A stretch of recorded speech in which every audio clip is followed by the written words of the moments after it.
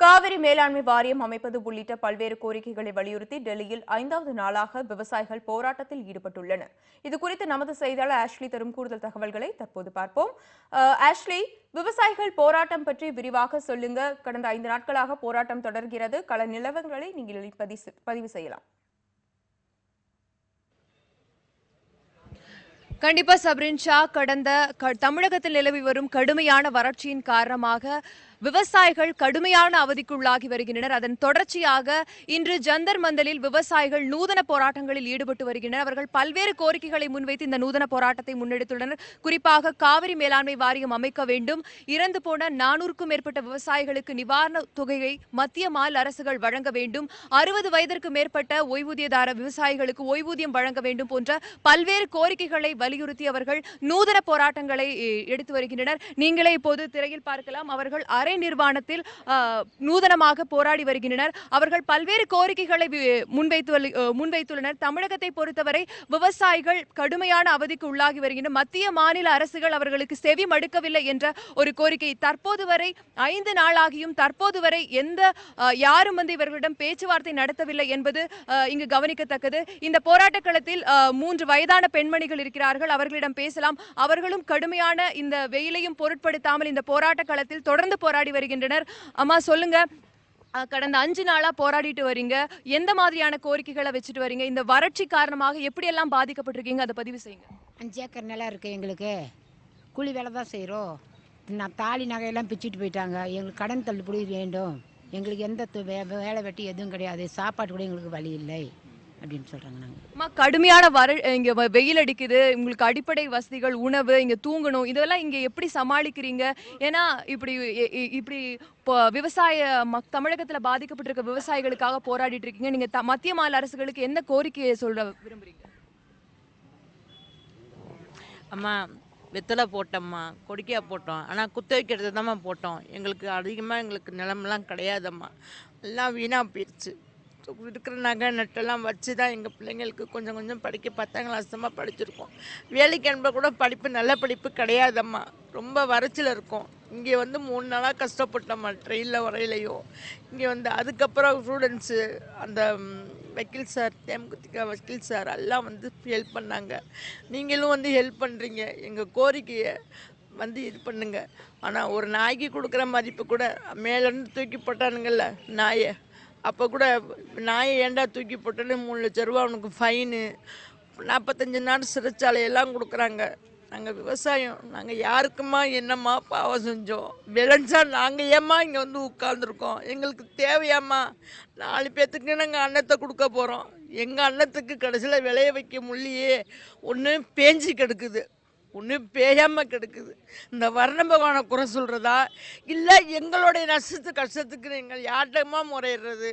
ஆனால் எங்களுக்காண்டி உலகம் பூரா இந்த வார்த்தையை சொல்லுங்கள்.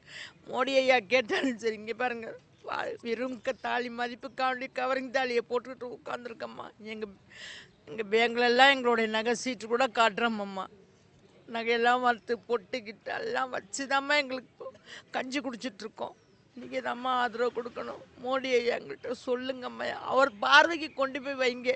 ஒரு அட்லீஸ்ட் ஒரு கோவிலுக்கு போகிறாரு, ஒரு துப்பட்டா கேட்குது ஒரு பொண்ணு ஆன்லைன் மூலயமா, மறுநாளே காலையிலே அமுச்சு வைக்கிறாரு. ஒரு வண்டி வர மாட்டேங்குது, ஆம்புலன்ஸ் வண்டி வர மாட்டேங்குது.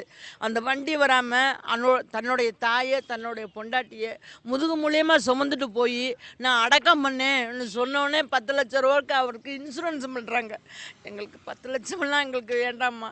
எங்கள் விவசாய கடனை தள்ளுபடி பண்ணி எங்கள் நகையெல்லாம் மீட்டு கொடுக்கறதுக்கு எங்களுக்கு மோடி ஐயா கொஞ்சம் ஹெல்ப் பண்ண சொல்லுங்கம்மா. நாங்கள் இதுதான் இந்த கோரிக்கையை வைக்கிறோம். வேறு எந்த கோரிக்கையும் எங்களுக்கு அரசாங்கம், எங்கள் பிள்ளைங்களுக்கு அரசாங்க வேலை கொடுங்க, நாங்கள் ஹோன்னு இருக்கோம் என்கிறதெல்லாம் கிடையாதம்மா.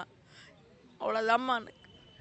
கடுமையான வறட்சியின் காரணமாக இவர்கள் எந்த அளவிற்கு பாதிக்கப்பட்டிருக்கிறார்கள் அப்படிங்கிறத பார்த்தோம். இப்போது நமது விவசாய சங்கங்களின் ஒருங்கிணைப்பாளர் ஐயாக்கு நம்மோடு இருக்கிறார். ஐயா, கடந்த 5 நாட்களாக போராடி வரீங்க. இதுவரைக்கும் யாருமே பேச்சுவார்த்தைக்கு வந்த மாதிரி தெரியல. நீங்க என்ன அவங்களுக்கு சொல்ல விரும்புங்க? இந்த போராட்டத்தோட அடுத்த கட்ட நடவடிக்கை என்னவா இருக்கும்? அம்மா, மத்திய சர்க்கார் எங்களுடைய சட்ட வேசியெல்லாம் உருவிருச்சு. தேசியமயப்பட்ட வங்கிகள் எங்களுடைய பொண்டாட்டி பிள்ளைகளோட தாலி குண்டு காசெல்லாம் ஏலம் விடுது. நாங்கள் கடன் கட்ட முடியல. ஏன் கட்ட முடியல? 10 வருஷமாக வறட்சி, காவிரியில் தண்ணி இல்லை, குடிக்க தண்ணி இல்லை, சாவடி செய்த பயிரெல்லாம் அழிஞ்சு போச்சு. வறட்சி நிவாரணம் மத்திய அரசு தரமாட்டேங்குது. விவசாய விளைபொருளுக்கு லாபகரமான விலையை கொடுக்க மாட்டேங்குது. நாங்கள் எப்படி தான் நாங்கள் கடனை கட்டுவோம்? எங்களால் கடன் கட்ட முடியாதனால தாலியிலேருந்து பாருங்கள், பெண்கள்லாம் 6 ஏக்கர் 5 ஏக்கர் வச்சுருக்காங்க. அவங்கெல்லாம் தமிழ்நாட்டில் போட்ட பெரிய விவசாயின்னு பேர். 5 ஏக்கருக்குள்ளே இருக்கிறது தான் சிறு விவசாயி, குறு விவசாயி. பெரிய விவசாயி பொண்டாட்டிகள்லாம் கழுத்தில் தாலி இல்லைம்மா, குண்டு இல்லைம்மா. அதுதாம்மா எங்கள் பாரம்பரியம், இந்து கலாச்சாரம். ஐயா மோடி ஐயா இந்து கலாச்சாரத்தை விரும்புகிறார்ல.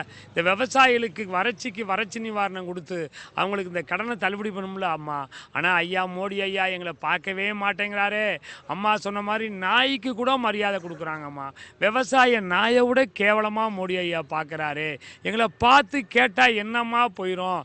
நாங்கள் என்ன பாவம் செஞ்சவங்களா? இந்த நாட்டில் நாங்கள் விவசாயி தான் தீண்ட தகாதால இருக்கமே. இது நியாயமாமா? எங்களுக்கு லாபகரமான விலை கொடுன்னு சொல்கிறது நியாயமாமா? நான் சாவடி பண்ணுறேன், 30,000 செலவு பண்ணி ஏக்கருக்குன்னா ஒரு 15,000 சேர்த்து கொடுன்னு தப்பாம்மா?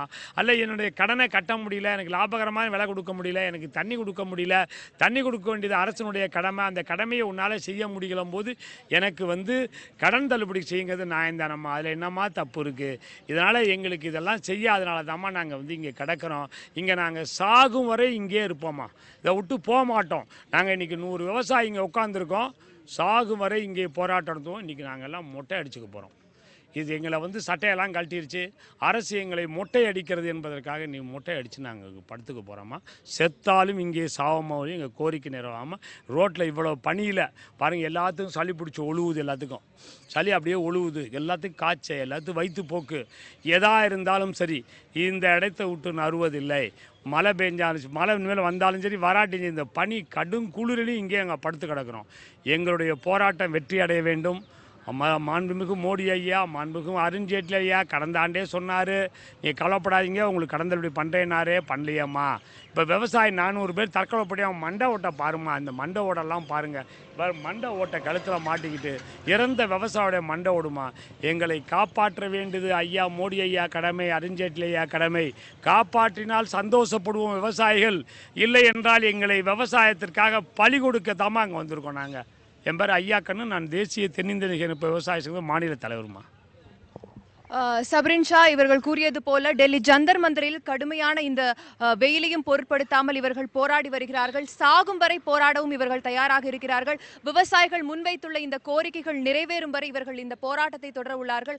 அதன் தொடர்ச்சியாக இன்று மொட்டையடித்துக் கொண்டு நூதன முறையில் போராடுவதற்கும் அவர்கள் தயாராக இருக்கிறார்கள் என்ற கருத்தை பதிவு செய்தார். டெல்லி ஜந்தர் மந்தரில் கடந்த 5வது நாளாக தமிழக விவசாயிகள் போராடி வருகிறார்கள். இது குறித்து டெல்லியில் இருந்து நமது செய்தியாளர் ஆஷ்லி தகவலை பதிவு செய்தமையை நாம் கேட்டோம். ஆஷ்லி, தகவல்கள் நன்றி.